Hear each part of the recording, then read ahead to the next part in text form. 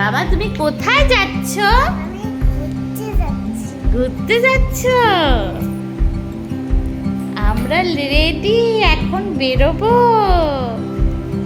অনেক অনেক দিন পর আমরা ঘুরতে বেরিয়েছি আমাদের ফ্যামিলি আর আমাদের খুব কাছের কিছু ফ্যামিলিদের সাথে আমরা ঘুরতে বেরিয়েছি।